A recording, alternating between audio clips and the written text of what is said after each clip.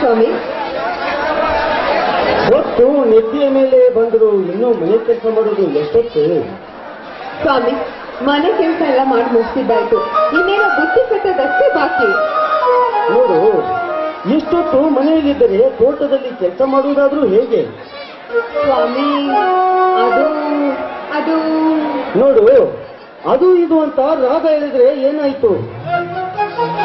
ನಾಳೆ ಬೆಳಗ್ಗೆ 6 ಗಂಟೆಗೆ ಎದ್ದು ಬೇಗನೆ ಬುತ್ತಿ ತೆಗೆದುಕೊಂಡು ತೋಟಕ್ಕೆ ಬರಬೇಕು, ಗೊತ್ತಾಯ್ತು ತಾನೇ? ಆಯ್ತು ಸ್ವಾಮಿ, ಬೆಳಿಗ್ಗೆ ಬೇಗನೆ ಎದ್ದು ಬುತ್ತಿ ಕಟ್ಕೊಂಡು ಕೆಲಸ ಮುಗಿಸಿ ನಿಮ್ ಜೊತೆನೆ ತೋಟಕ್ಕೆ ಬರ್ತೀನಿ ಸ್ವಾಮಿ.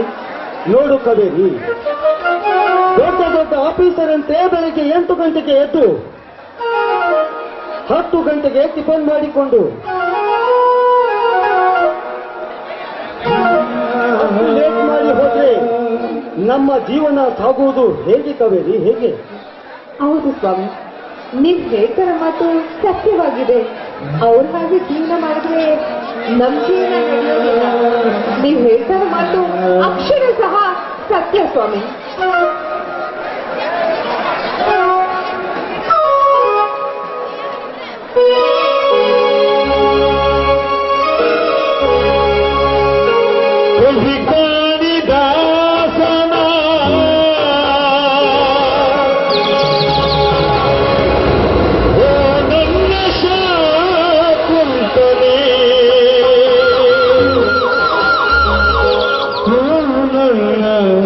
ಶಕುಂತಲೇ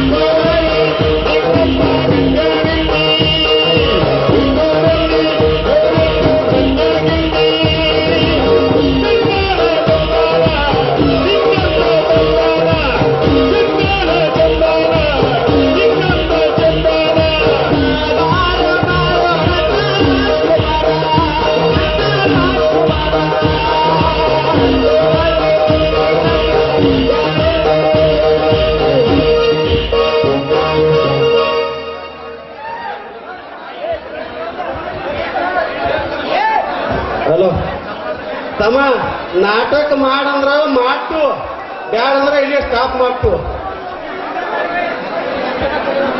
ಯಾಕಂದ್ರೆ ನೀವು ಅಡಿಗೆ ಮಾಡು